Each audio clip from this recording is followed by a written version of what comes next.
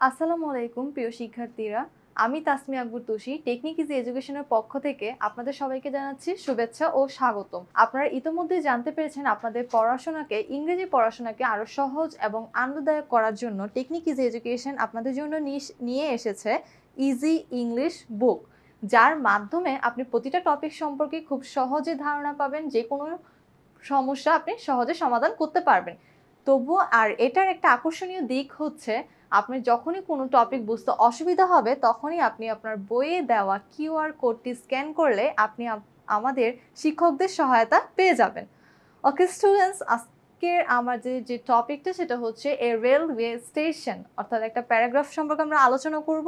এখন প্রথমেই আমরা বলেছিলাম যে খেয়াল রাখতে হবে যে এটা টপিক সেন্টেন্স, এটার যে লজিক্যাল ফ্লো এবং হচ্ছে কনক্লুশন সেন্টেন্সগুলো যেন ঠিক থাকে। একটা রেল স্টেশন কেমন হয় সেই রেল স্টেশন সম্পর্কে বলতে হবে, একটা রেল স্টেশনে কারা থাকে, কেন, কি করা হয় এবং কোন মানুষগুলো আসেন, এই টপিকগুলো লিখতে হবে। এবং সেটা কেমন হয়, খুব ক্রাউডেড হয়, তারপরে আবার দেখা যায় যে অনেকগুলো রেল স্টেশন থেকে খুব পরিষ্কার পরিচ্ছন্ন, এখানে কারা আসে বেশি, সকল ধরনের কিন্তু মানুষই এখানে যাতায়াত করার জন্য আসে। এবং দেখা যাচ্ছে যে দেখা যাবে যে দিনমজুর ফেরিওয়ালা থেকে শুরু করে আপনার কুলিদেরকেও কিন্তু এখানে দেখা যায়। এখানে যারা ফেরিওয়ালা থাকে তারা কি করে, তারা কিন্তু দেখা যায় যে সেলিং টি, মানে হচ্ছে আপনার চা নাস্তা যে কোনো ধরনের খাবার নিয়ে তারা কিন্তু এক জায়গা থেকে অন্য জায়গায় যায় মানুষের কাছে, প্যাসেঞ্জারদের কাছে। আর যারা হচ্ছে কুলি থাকে তারা কি করে, তারা হচ্ছে যে আমাদের যাত্রী যারা থাকে তাদের যে মালামালগুলো থাকে সেগুলো হচ্ছে তারা এক জায়গা থেকে তাদেরকে নিতে, মানে উঠাতে হচ্ছে সাহায্য করে থাকে। ওকে, আমরা আমাদের টপিকে চলে যাই। দেখেন, a rail station is a busy and essential place where train stop, অর্থাৎ এটা এমন একটা ব্যস্ত স্টেশন যেখানে কি করতে হয়, ওয়েন ট্রেন স্টপ, যেখানে হচ্ছে ট্রেন থেমে যায়, to pick up and drop off passengers and good, অর্থাৎ ট্রেন হচ্ছে কি করে যাত্রী এবং পণ্য পরিবহনের জন্য কিন্তু কি হয়ে যায়, থেমে যায়। এবং এটাকে কি বলা হচ্ছে, এটা হচ্ছে it is a center of constant movement and activity especially during the arrival and departure of trains, অর্থাৎ এটা বিশেষ করে কি ট্রেনের আগমন এবং প্রস্থানের যে সময় সেটা অবিরাম গতি এবং কার্যকলাপের একটা কেন্দ্রবিন্দু হয়ে দাঁড়িয়েছে। যেগুলো হচ্ছে দেখা যাবে বড় বড় যে লার্জ রেল স্টেশনগুলো থাকে সেগুলো কিন্তু অফেন ফিল্ড সেটা পরিপূর্ণ থাকে প্যাসেঞ্জার্স, হকার্স অ্যান্ড পোর্টার্স, অর্থাৎ কি যাত্রী, তারপরে হচ্ছে আপনার যে ফেরিওয়ালা থাকে, তারপর যে কুলিটা থাকে তাদেরকে নিয়ে। এখানে কিন্তু দেখা যায় যে মানুষে কি করে, ট্রেনে যাওয়ার জন্য বা তার গন্তব্যে পৌঁছানোর জন্য অপেক্ষা করে। কেউ কি করে, waving good bye to loved ones, কেউ তার প্রিয়জনকে বিদায় জানানোর জন্য অপেক্ষা করে।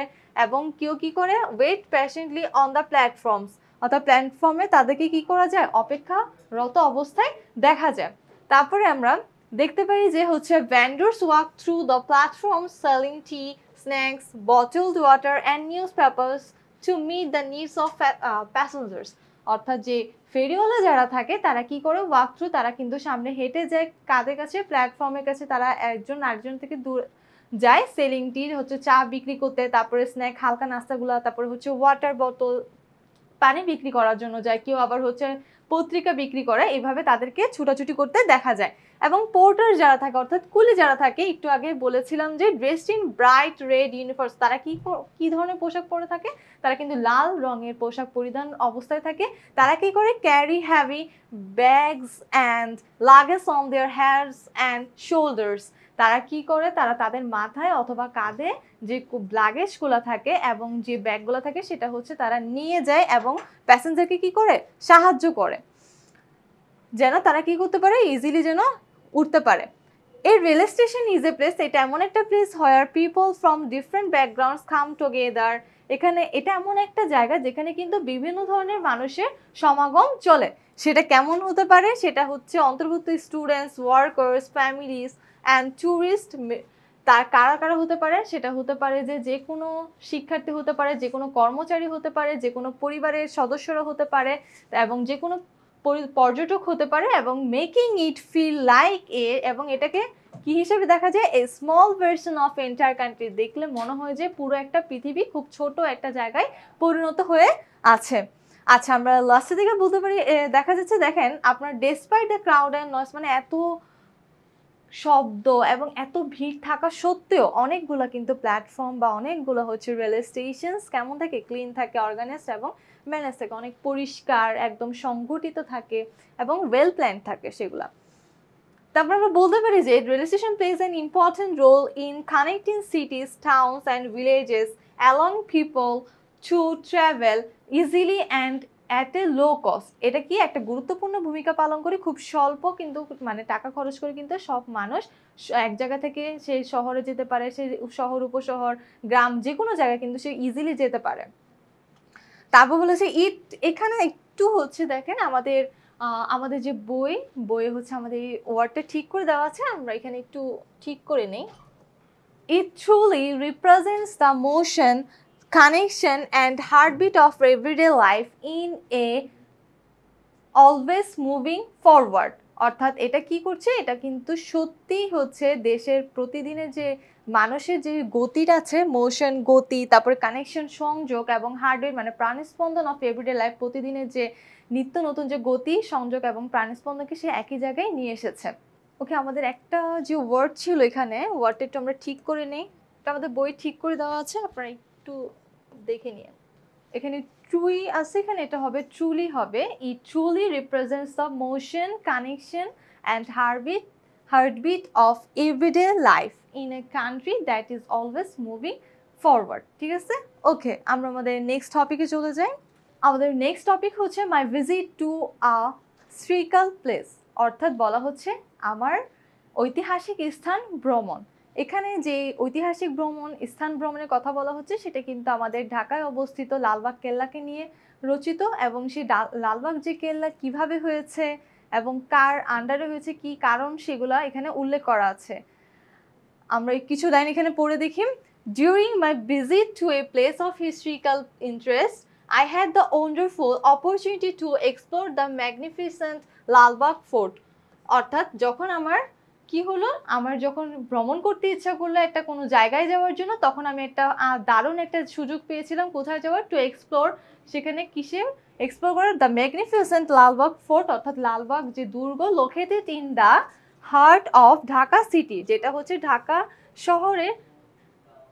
শহরের কেন্দ্রে অবস্থিত, এবং এটা কিন্তু খুব প্রাচীন একটা কিন্তু দুর্গ। এবং এটা কিসের সিম্বল, এটা হচ্ছে it is a symbol of the rich Mughal history of Bangladesh. এটা কিন্তু বাংলাদেশের যে মুঘল সাম্রাজ্য ছিল সেই মুঘলদের কিন্তু ইতিহাসের একটা প্রতীক। অর্থাৎ বলা হতো যে মানে যখন মুঘল সম্রাট যে ছিলেন মানে প্রিন্স মোহাম্মদ আজম, যিনি ছিলেন কি son of the great Mughal empire Aurangzeb, অর্থাৎ আওরঙ্গজেবের যে পুত্র ছিলেন সেই পুত্রর নাম ছিল যে প্রিন্স মোহাম্মদ আজম, তিনি কিন্তু এটার দায়িত্ব নিয়েছিলেন সেটা, এবং কনস্ট্রাকশন যে নির্মাণ কাজ সেটা শুরু হয়েছিল 1678 সালে।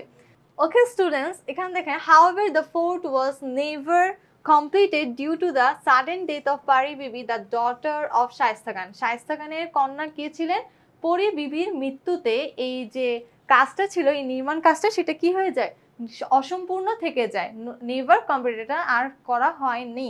তারপর দেখেন বলা হচ্ছে যেহেতু মাই ভিজিটিং, তাহলে বলছে when I visited the fort I was amazed by its grand entrance, মানে যে প্রশস্ত যে ঢোকার যে প্রবেশদ্বার, তারপর wide open cart years and peaceful gardens, এই যে শান্ত পরিবেশ, শান্ত বাগান, এগুলো দেখে আমি কি হই, মুগ্ধ হই। এবং তারপর দেখেন the fort has several interesting parts, এটা সবচেয়ে গুরুত্বপূর্ণ সেটা হচ্ছে দিওয়ান ই আম, অর্থাৎ যেটা হচ্ছে কি the hall of public audience, অর্থাৎ প্রজাদের যে সভাগৃহ, সেটার নাম ছিল কি দিওয়ান ই আম, অর্থাৎ the mosque and the tomb of Paribibi. তারপরে এখানে কিছু ছিল মসজিদ এবং পরিবিবির যে সমাধি, সেগুলো সব কিছুই ছিল খুবই সুন্দর ভাবে উপস্থাপিত।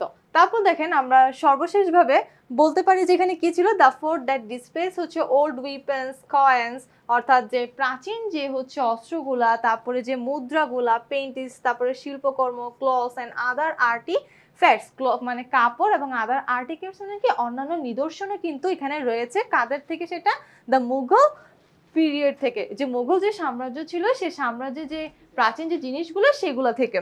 ওকে, লাস্টলি আমরা বলতে পারি যে it help me learn more about the Mughal empire, অর্থাৎ এটা কিন্তু আমাকে মুঘল সাম্রাজ্য সম্পর্কে জানতে আরো সাহায্য করবে। দ্য হিস্ট্রি অফ ঢাকা, এবং ঢাকার ঐতিহ্য সম্পর্কে, and the importance of preserving our cultural heritage, এবং আমাদের যে সংস্কৃতি সেই সংস্কৃতি সম্পর্কেও। আই বিলিভ, আমি বিশ্বাস করি যে এভরি স্টুডেন্ট, প্রত্যেকটি student should visit such places to understand and appreciate the, প্রত্যেকটা স্টুডেন্টেরই কি করা উচিত, এটা বোঝা উচিত এবং সেখানে পরিদর্শন করা উচিত এবং আমাদের যে দেশের ইতিহাস সেটা জানা উচিত। And it was a memorable experience that I will never forget, এটা সবচেয়ে আমার স্মরণীয় একটা অভিজ্ঞতা ছিল যেটা আমি কখনো ভুলতে পারবো না। ওকে, আমরা আমাদের নেক্সট টপিকে যাই। আমাদের নেক্সট টপিক হচ্ছে দ্য জুলাই রিভলিউশন 2024, অর্থাৎ যেটা সবাই জানো, এই বিষয়ে সবারই কিছুটা হলেও ধারণা আছে। জুলাই বিপ্লব 2024 সালে সংঘটিত একটা জুলাই বিপ্লব, জুলাই আন্দোলন যারা যেভাবে পরিচিত আর কি। এই জুলাই আন্দোলনে কি হয়েছিল, কেন হয়েছিল, সেটা অবশ্যই সবাই জানো যে শেখ হাসিনা, আমাদের যে আগেরকার তৎকালীন প্রধানমন্ত্রী শেখ হাসিনা, যখন হচ্ছে তার যে সিভিল যে ক্যাডারগুলো ছিল, যে কোটা ব্যবস্থা, সেটা যখন অনিয়ন্ত্রিতভাবে করার চেষ্টা করছিল, তখন শিক্ষার্থীরা এটার বিরুদ্ধে রুখে দাঁড়ায় যে আন্দোলন, এই যে কোটা ব্যবস্থা সেটা তারা মানবে না।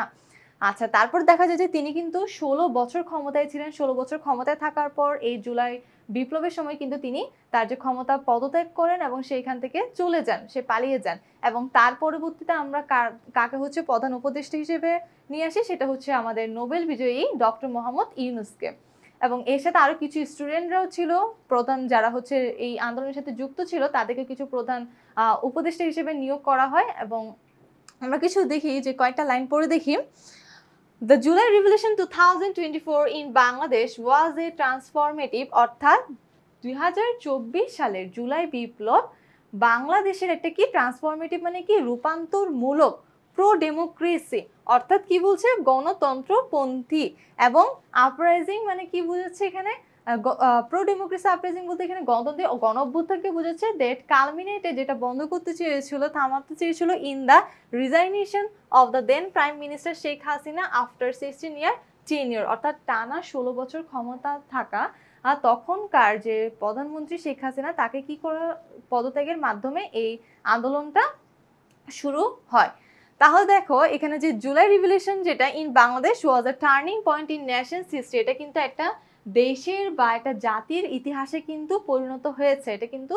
তারপর দেখো এখানে বলা হচ্ছে যে এটা কেন হয়েছিল, দিস মুভমেন্ট, এই আন্দোলনটা হয়েছিল initially sparked by the students, এটা শিক্ষার্থীদের দ্বারা হয়েছিল, হু ওয়্যার ডিমান্ডিং, যারা কি করেছিল, কিসের চাহিদা করেছিল বা কি চেয়েছিল, fair treatment, the civil service quota movement, অর্থাৎ তারা কি চেয়েছিল, তারা চেয়েছিল যেন সিভিল সার্ভিসের যে কোটা ব্যবস্থা আছে সেটার প্রতি যে ন্যায়সঙ্গত যে আচরণ, সেটার দাবিতে শিক্ষার্থীরা এই আন্দোলনে ডাক দেন।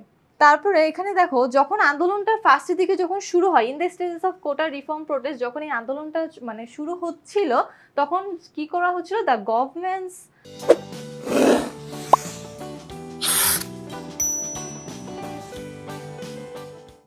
heavy-handed approach led to the tragic deaths of several students, including those of Abu Sayyed and Mugdho. তখন কি করে, যখন আন্দোলনটা শুরু করছিল, তখন হচ্ছে শেখ হাসিনা তার যে ক্ষমতা, সেই ক্ষমতার মাধ্যমে সে প্রতিরোধ করার জন্য সে নির্মমভাবে হচ্ছে স্টুডেন্টদের উপর ঝাঁপিয়ে পড়ার বিভিন্ন কার্যকলাপ শুরু করে দেয়। এবং এই কারণে কিন্তু অনেক স্টুডেন্টের নির্মম মৃত্যু ঘটে, এবং তার মধ্যে অন্যতম ছিল আবু সায়েদ এবং হচ্ছে মুগ্ধ। তারপরে আমরা যাই, এখানে কিন্তু আরো কতজন স্টুডেন্ট শহীদ হয়েছে, তারপর অনেক মানুষ শহীদ হয়েছে, এবং at least 67 children were killed, এখানে কিন্তু 67টা শিশুও নিহত হয়। বাই অগস্ট 5, এই 5 আগস্টের মধ্যে the people of Bangladesh had reached their breaking point, তারা কিন্তু তাদের মেইন মন্ত্রে পৌঁছে যায়, এবং to the streets in overwhelming numbers to oust the fascism, এবং তারা কিন্তু তাদের এই যে গণ আন্দোলনে কিন্তু এটা রূপ নেয়। তারপরে কি হয়, এই গণ আন্দোলন রূপ নেওয়ার কারণে দেখা যায় যে এই 5ই August frightened and the fascist prime minister along with family and close party members was forced to flee, মানে কি পালিয়ে যাওয়া, the country।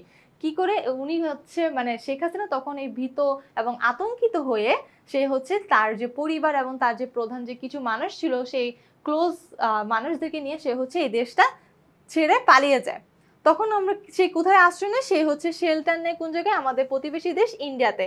এবং তখন এটা বাংলাদেশে কিন্তু আমাদের যে রাজনৈতিক যে ব্যবস্থা সেখানে কিন্তু কিছুটা হলেও পরিবর্তন আসে। তখন আমরা কি করি, তার ডিপার্চারের পর মানে তার প্রস্থানের পরে আমরা হচ্ছে Nobel laureate doctor Mohammad Yunus answer the call of the people, তখন আমাদের যে কে জায়গা নেন, তখন হচ্ছে নোবেল বিজয়ী ডক্টর মোহাম্মদ ইউনূসকে জায়গা করে দেওয়া হয়। অ্যাজিউম দ্য রোল অফ, কিসের ভূমিকা পালন করবেন তিনি ভূমিকা পালন করবেন chief adviser to an interim government on August 8। তাকে বলা হয়েছে আগস্ট 8ই আগস্টের মধ্যে তাকে ডাকা হয়, মানে মানুষই তাকে ডেকে নেন। তারপর এবং তাকে কিসের ভূমিকা পালন করতে বলা হয়, তাকে বলা হয় যে প্রধান উপদেষ্টার ভূমিকা পালন করার জন্য।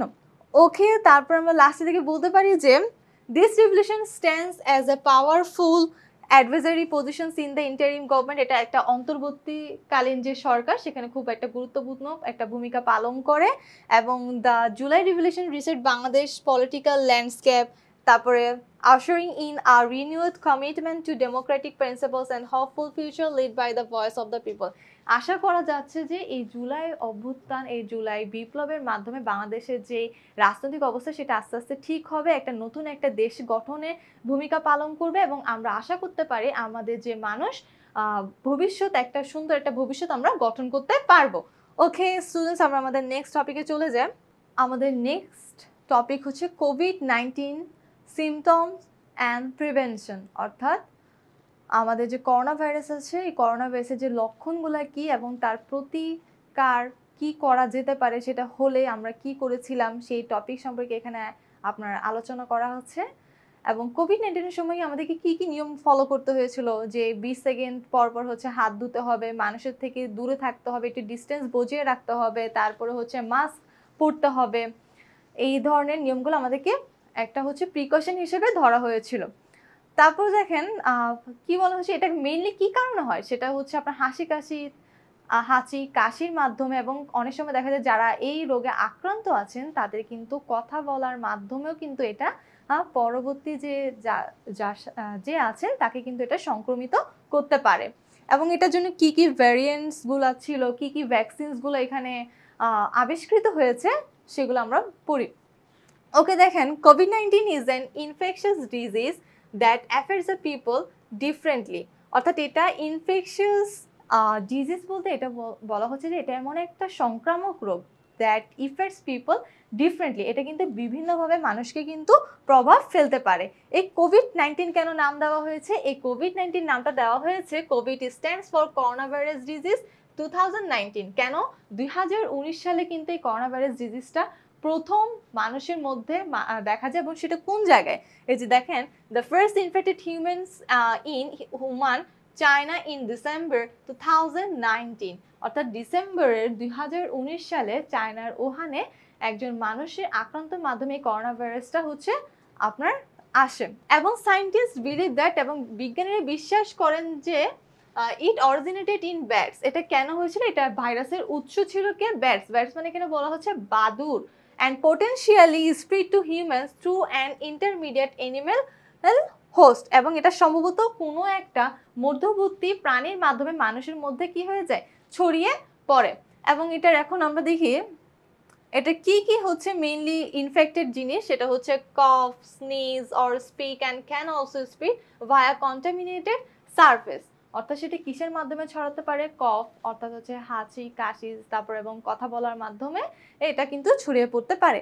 এবং কমন সিমটমস যেগুলো দেখা যায় প্রধান, মানে সাধারণত আমরা যে লক্ষণগুলো দেখতে পাবো যখন আপনার করোনা হবে, তখন আমরা প্রথম যে কারণগুলো দেখতে পারবো সেটা হচ্ছে কি, এই ফিভার হতে পারে, ড্রাই কফ হতে পারে অর্থাৎ জ্বর, তারপর শুষ্ক কাশি, ফ্যাটিক ক্লান্তি এবং loss of taste or smell.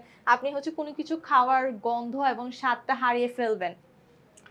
While severe cases may progress to pneumonia and respiratory failure। অনেক সময় দেখা যায় এটা যদি বেড়ে যায় তখন কিন্তু একটু অনেকটা কিন্তু নিউমোনিয়াতেও ছড়া যায় এবং শ্বাস প্রশ্বাসে একটু ছড়িয়ে পড়তে পারে।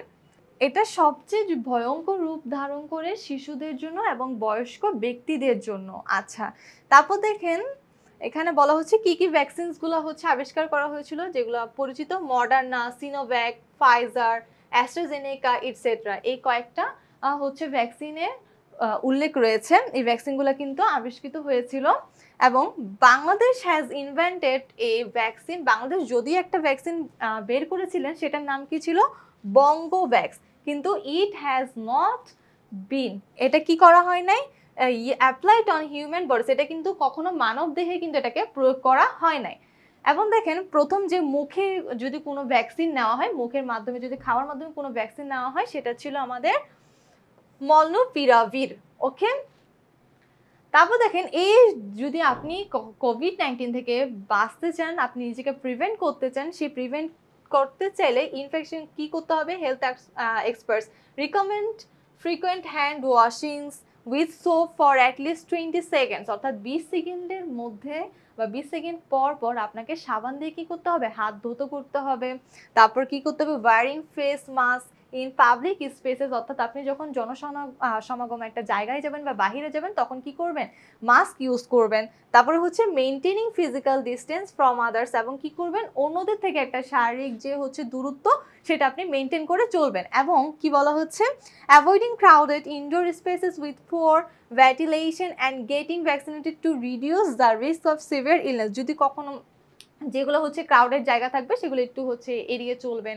এবং যদি কখনো দেখা যায় যে প্রথম যদি হয়, তাহলে একটু আপনি কি করতে পারেন? একটু হচ্ছে মেডিসিনের ব্যবস্থা করতে পারেন অথবা ডক্টরের শরণাপন্ন হতে পারেন। এটা থেকে যদি আপনি মুক্ত হতে চান, অবশ্যই আপনার নিজেকে সচেতন থাকতে হবে। এখানে যে হেলথ এক্সপার্টিসের যে কথাগুলো সেগুলো নিয়মিত মানতে হবে এবং হচ্ছে কি করতে হবে, এবং যে নিয়মগুলো আছে সেগুলোকে পরিপূর্ণভাবে ফলো করতে হবে। ওকে, আমরা আমাদের নেক্সট টপিকে যাই। ওকে, আমাদের নেক্সট টপিকটা কি ছিল? আমাদের নেক্সট টপিক হচ্ছে স্মার্টফোন। স্মার্টফোন প্রত্যেকটা কিন্তু প্রযুক্তি নির্ভর যন্ত্রে কিন্তু আপনার গুড অ্যান্ড ব্যাড সাইজ দুইটাই আছে। অর্থাৎ সেটা যদি আপনাকে কোনো ভালো কাজে সাহায্য করে, সেটা কিন্তু আপনার জন্য আবার মন্দেরও কারণ হতে পারে। যেমন আপনি যদি স্মার্টফোন ইউজ করেন, আপনি কিন্তু চাইলে যে কোনো অনলাইন ক্লাস করতে পারবেন, ইউটিউব সার্চ, তারপরে আপনার ফেসবুক, হোয়াটসঅ্যাপ, আপনি যে কোনো কাজ আপনি সহজে সমাধান করতে, কোনো কিছু জানতে ইচ্ছা করলে সেটা আপনি গুগল সার্চ করলেও পেয়ে যাবেন। কিন্তু অতিরিক্ত যদি আপনি স্মার্টফোন ইউজ করেন, সেটা কিন্তু আপনার অসুস্থতার কারণ হয়ে দাঁড়াবে। আপনার অবেসিটি প্রবলেম দেখা যাবে, স্থূলতা বেড়ে যাবে, তারপর চোখের সমস্যা দেখা দিতে পারে। যেমন আমরা কিছু লাইন পড়ে দেখি। এ smartphone is a technical device that runs on a mobile operating system, অর্থাৎ এটা এমন একটা প্রযুক্তি নির্ভর একটা যন্ত্র যেটা কিসের মাধ্যমে চলে? On a mobile operating system. এই ওএস মানেই হচ্ছে আপনার কি? অপারেটিং সিস্টেমকে বোঝাচ্ছে। And functions like mini computer আর স্মার্ট মিনি কম্পিউটার, সেটাকে দেখতে অনেকটা কি আপনার ছোট একটা কম্পিউটারের মতো মনে হবে। এবং এই smartphones also function as portable media. এটার কি আর হচ্ছে ফাংশন বা কাজ রয়েছে? সেটা পোর্টেবল মিডিয়া প্লেয়ার হিসেবে কাজ করে, ডিজিটাল ক্যামেরা হিসেবেও, ভিডিও ক্যামেরা অথবা জিপিএস নেভিগেশন ডিভাইস হিসেবেও কিন্তু এটা কাজ করে থাকে।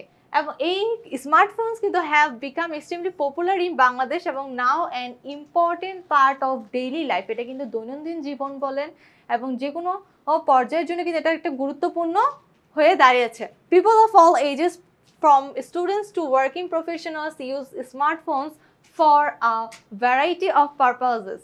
অর্থাৎ বলা হচ্ছে কি পিপল অফ অল এজেস, সকল ধরনের মানুষ, ফ্রম স্টুডেন্টস শিক্ষার্থী থেকে শুরু করে আপনার যে ওয়ার্কিং যে প্রফেশনাল মানুষরা আছে, কর্মচারী আছে, সবাই কিন্তু স্মার্টফোন ব্যবহার করে থাকে for a variety of purpose, অর্থাৎ বিভিন্ন উদ্দেশ্যে। একটা স্মার্টফোন যদি আপনার হাতে থাকে তাহলে কি করতে পারবেন? পিপল ক্যান মেক কলস, কথা বলতে পারবে, সেন্ড মেসেজ করতে পারবে, টেক ফটো, ছবি তুলতে পারবেন, ইউজ দ্য ইন্টারনেট, এবং হচ্ছে ইন্টারনেট ব্যবহার করতে পারবে। এবং smartphones help students attend online classes. সেটা স্টুডেন্টদের ক্ষেত্রে কিভাবে সাহায্য করে? অনলাইন ক্লাসে অ্যাটেন্ড হতে, কন্ডাক্ট রিসার্চ, গবেষণার কাজে, state connected with teachers and friends, এবং বন্ধু বান্ধব এবং শিক্ষকদের সাথে যেন সে সংযুক্ত থাকতে পারে, সেটাতেও কিন্তু এই স্মার্টফোনই সাহায্য করে থাকে। তারপর দেখেন আপনি যদি কিছু সার্ভিসের কথা বলেন, যে ব্যাংকিং সার্ভিসগুলো থাকে, যেমন হচ্ছে কি বিকাশ এবং নগদ, এই আপনি যত দূরে থাকুক না কেন এখন কিন্তু বিকাশ এবং নগদের মাধ্যমে আপনি কিন্তু টাকা উত্তোলন করতে পারবেন, যেটা কিন্তু এই স্মার্টফোনের মাধ্যমেও করা যাচ্ছে। এখন দেখেন যদি আমি কিছু ব্যাড ইফেক্টসের কথা বলি, যে over use of smartphones can also lead a sedentary lifestyle causing health issues such as obesity, eye strain and neck.